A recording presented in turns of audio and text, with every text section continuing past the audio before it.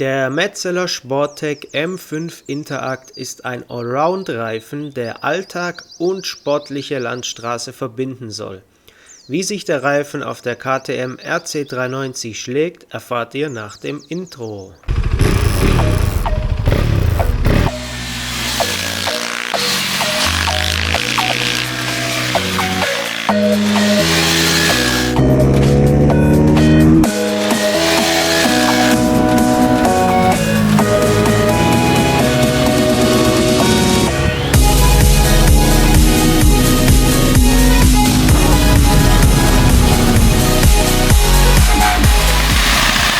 Hallo bei Bikereifen24. Heute haben wir den Metzeler Sportec M5 Interact für euch im Test, der vor allem auf der KTM RC390 und der KTM Duke 390 lange Zeit serienmäßig zum Einsatz kam und gerade im günstigen Reifensegment auch heute noch neu von Metzeler produziert wird. Der Sportec M5 Interact ist ein solider Reifen, der Alltagsnutzen mit sportlichem Straßeneinsatz verbinden soll und wird auch heute noch von Metzeler neu produziert und kommt vor allem auf Motorrädern in der kleineren Hubraumklasse oder im Einstiegssegment zum Einsatz. Obwohl KTM auf der neuen RC390 und der neuen Duke 390 im Modelljahr 2024 auf einen Sportreifen aus dem Hause Michelin setzt,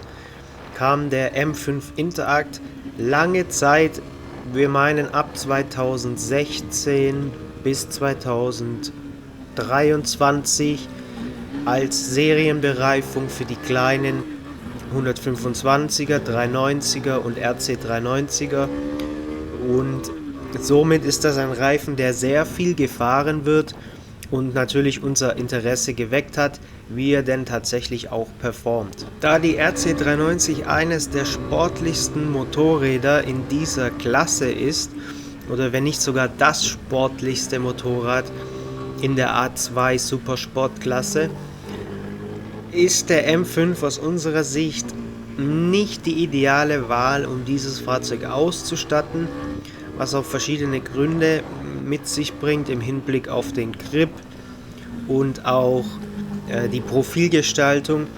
In Summe wird der M5 Interact einer Sportmaschine oder einem Sportgerät, wie es die kleine RC390 ist, aus unserer Sicht einfach nicht gerecht.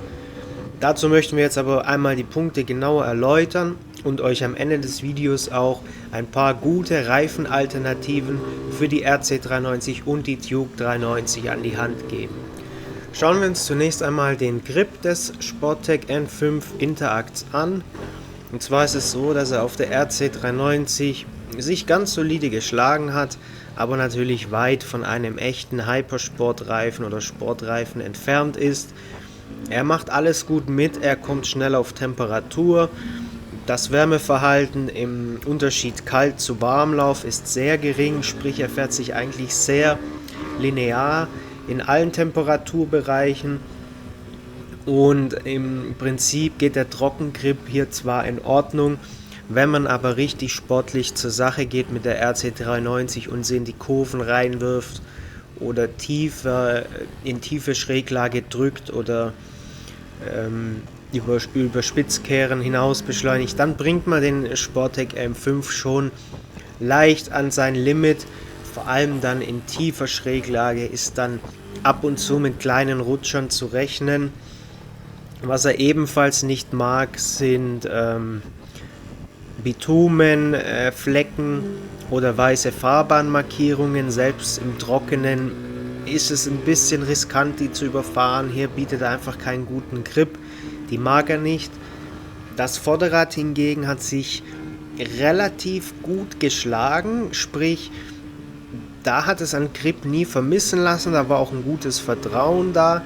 Aber in Summe würden wir sagen, der M5 Interact ist ein Alltagsreifen, der im Alltag guten Grip bietet, aber für die sportliche Gangart doch einfach ein bisschen zu wünschen übrig lässt. Auf nasser Straße sieht die Sache schon wieder anders aus. Hier wäre der M5 Interact wirklich fast als perfekt zu bezeichnen. Hier liegen seine Stärken. Der Reifen bietet einen super Grip und ein neutrales und vertrauenswürdiges Fahrverhalten.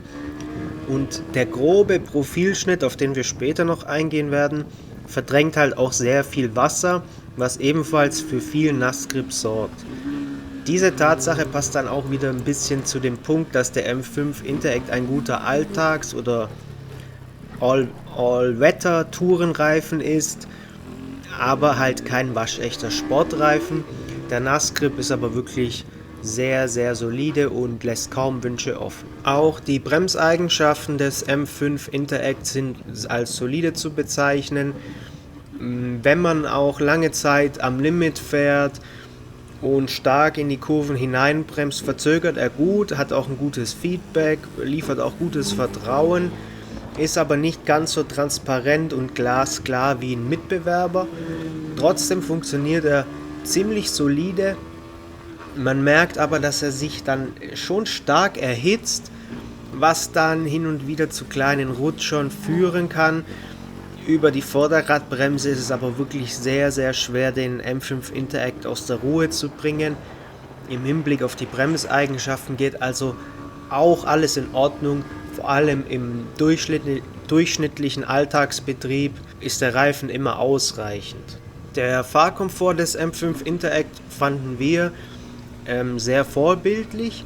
So hat der Reifen eine ziemlich gute Eigendämpfung und liefert auch eine gesunde Mischung aus Transparenz, Stabilität und Dämpfung, und somit ist er wirklich ein solider, gut funktionierender Sport-Touring-Alltagsreifen, der auch wunderbar lange und auf schlechtem Asphalt gefahren werden kann. Hier liefert er also richtig gut ab. Die Laufleistung ist so eine Sache, hier geht die Schere sehr weit auseinander. Wir haben etliche Kunden, die berichten von Laufleistungen um die 10.000 Kilometer. Mit der RC390 lagen wir so im Bereich von 4.000 Kilometern im Alltagsbetrieb. Und wenn man ihn richtig, richtig sportlich rannimmt, permanent auf der Landstraße, im Kurvengeschlängel, dann ist man doch schon eher im Bereich 2000 oder leicht darunter. Generell nutzt sich der Reifen im Verhältnis 1:1 ab, sprich Vorder- und Hinterrad ungefähr gleich. Nicht besonders zuträglich zu der Laufleistung, vor allem auf den kleinen Reifengrößen 110 und 150, ist das geringe Neuprofil, das nur 3,5 bzw. 4,8 mm beträgt und somit nicht sehr üppig bemessen ist. Den sportlichen Dauerbetrieb mag der M5 Interact aber tatsächlich nicht, hier ist dann mit einem erhöhten Verschleiß zu rechnen. So, kommen wir einmal zu dem Punkt, der uns am wenigsten am Reifen gefallen hat und weshalb wir ihn auf einer Duke 390 oder RC390 auch nicht mehr fahren würden. Und das ist die Fahrstabilität, die Kurvenstabilität. Zwar fährt der Reifen geradeaus wunderbar stabil und in mittleren Schräglagen funktioniert er auch sehr gut. Das Problem ist nur, wenn man tiefe Schräglagen am Limit fährt, dann stört dieser schaufelartige, ausgeprägte Profilschnitt an den Reifenflanken doch sehr. Das bringt ein extrem kippeliges Fahrgefühl und ein unstabiles Fahrverhalten, auch in schnellen Kurven, vor allem in schnellen Kurven bei tiefer Schräglage mit sich. Und das ist das größte Problem, das wir hier sehen. Also eine kleine RC390, die muss man halt über die Geschwindigkeit durch die Kurven bringen, nicht extrem beschleunigen, nicht extrem bremsen, sondern einfach über die Kurve hinweg gleiten, tiefe Schräglagen schnell fahren, und dazu ist die Maschine noch sehr leicht. Und dieser schaufelartige Profilschnitt, der sich wirklich bis zur letzten Rille der Reifenflanke runterzieht, vermittelt einfach kein schönes Fahrgefühl, was dieser sportlichen Maschine gerecht wird. Gerade dann bei so kleinen Maschinen, die mit 110ern und 150ern Reifen ausgestattet sind, ist dieser fehlende Slickanteil auf diesen ohnehin schon sehr schmalen Reifen wirklich störend. Normalerweise, je mehr Auflagefläche, umso bessere Grip, umso mehr Stabilität etc. Wenn ich aber schon einen schmalen Reifen habe, der noch komplett mit Profilschnitt durchzogen ist, wird die Auflagefläche immer geringer und die Folge sind eben diese unsportlichen negativen Fahreigenschaften. Im Hinblick auf die Agilität lenkt der Reifen zwar schön ein, ist nicht nervös, vermittelt einen guten Mix aus Stabilität und Agilität, aber irgendwie hat es uns im Gesamtbild an Feedback und Transparenz gefehlt, was auch wieder den sportlichen Eindruck getrübt hat. Er lässt sich zwar über die Bremse gut in den Radius werfen, was dann schon einen sportlichen Fahrstil zulässt, aber im Endeffekt spürt man einfach, dass ihm der letzte Schliff fehlt, die letzte Transparenz, die man einfach mit einem echten Hypersport oder einem richtigen Straßensportreifen hat und die auch zu Maschinen wie der Duke 390 oder der RC 390 sehr gut passen. Aufstellmoment hat der Metzeler Sporttech M5 Interact übrigens in einem geringen Umfang. Es ist nicht sehr störend, aber er fährt auch nicht komplett neutral durch den Radius. Trotzdem wäre das jetzt hier für uns kein großer Kritikpunkt. Der größte Kritikpunkt liegt bei Transparenz, Feedback und Kurvenstabilität. Und das ist auch der Grund, warum wir den Reifen nicht für sportliche Fahrer empfehlen, sondern nur für Alltagsfahrer, für Allround-Fahrer oder für Pendler. Laut Metzeler ist der Sporttech M5 Interact ein Supersportreifen. Für uns gehört er aber nicht in diese Kategorie. Für uns ist er ein Alltagsreifen. Für uns ist er ein Pendlerreifen, für uns ist er ein Sporttourenreifen, gegebenenfalls für die Alpentour oder für sportliches langes Touring, aber für uns ist er definitiv kein Supersportreifen und deshalb würden wir für sportliche Straßenfahrer andere Alternativen empfehlen. Prinzipiell passt er durch seine große Größenauswahl von der BMW K1200 über die Honda VFR 800, über die Yamaha Tracer bis runter zur kleinen KTM 390 oder KTM 125 auf so gut wie jedes Motorrad. Sportliche Straßenfahrer sollten auf jeden Fall zu Alternativen greifen, die wir euch jetzt kurz vor allem für die RC 390 und die Duke 390 vorstellen möchten. Nun, im Hinblick auf die Alternativen, was hätte man da? Da hätte man einen Michelin Pilot Power 2 CT, der liegt im selben Preissegment und ist deutlich agiler, deutlich sportlicher und deutlich stabiler zu fahren. Hier folgt auch noch ein Test, den könnt ihr dann auf unserem Channel anschauen. Etwas teurer, aber mit so aktuell das Beste, was es gerade für die RC 390 oder Duke 390 gibt, wäre ein Pirelli Diablo Rosso 4. Der ist zwar eher etwas stabiler angesiedelt, bietet aber eine extrem große Aufstandsfläche, weil er sehr breit geschnitten ist. Also aus unserer Sicht ist das der breiteste 150er Reifen, den es gibt. Das wären so mal die zwei Sportreifen, die wir in dieser Klasse mal empfehlen würden. Natürlich kann man noch einen S21, S22, S23 je nach Verfügbarkeit in den Größen hinzufügen. Der schlägt den M5 Interact um Welten und macht auch deutlich mehr Spaß. Aber im Bereich Budget wäre es für uns der Pilot Power 2 CT und im Bereich Optik und viel Auflagefläche wäre es der Pirelli Diablo Rosso 4. Wer jetzt ein Alltagsfahrer ist oder ein Tourenfahrer oder bei allen Wetterlagen unterwegs ist, der kann es zwar auch mit dem 2 CT oder mit dem Rosso 4 machen. Hier würden wir aber sagen, nehmt den Metzeler Roadtech 01 SE.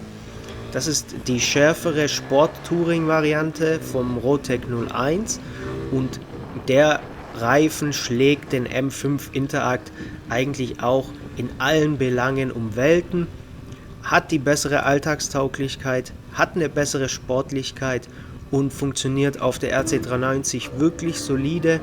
Also es gibt auch aus dem Hause Metzeler eine sehr, sehr angemessene Alternative, gerade im Sport-Touring-Alltagssegment. Alternativ wäre noch der Metzeler Sporttech M9RR eine gute Wahl. Hier kommt es aber auch wieder auf die Verfügbarkeit der Größen an. Trotzdem können wir diesen Reifen auch aus eigener Erfahrung sehr, sehr empfehlen. Es war lange Zeit einer unserer Lieblingsreifen oder ist immer noch einer unserer Lieblingsreifen im gesamten Reifensortiment der Hypersportreifen. So, kommen wir mal kurz zum Fazit. Für uns ist der Metzeler Sporttech M5 Interact ein Alltags-, Pendler- und Sporttourenreifen, der solide ist, der nicht schlecht ist, aber das war's auch schon. Echte Sportfahrer sollten sich nach Alternativen umschauen. Nehmt einen Buttlugs S21, Buttlugs S22 oder Buttlugs S23. Nehmt einen Rosso 4 oder nehmt einen Michelin Pilot Power 2 CT bzw. Michelin Power 6 und Sportfahrer werden den Unterschied auf Anhieb bemerken. Die Tuke 390 oder die RC 390 wird sich dann deutlich besser, deutlich sportlicher fahren und diese Reifenalternativen werden auch dem sportlichen Anspruch dieses Fahrzeugs gerecht, was der Metzeler Sporttech M5 Interact aus unserer Sicht eben nicht schafft. So, wir hoffen, dass euch unser Test zum Metzeler Sporttech M5 Interact weitergeholfen hat. Den M5 Interact und alle hier erwähnten Alternativen gibt es natürlich bei uns im Reifenshop auf bikereifen24.de. Wir wünschen euch jetzt eine schöne Saison und viel Spaß beim Motorradfahren.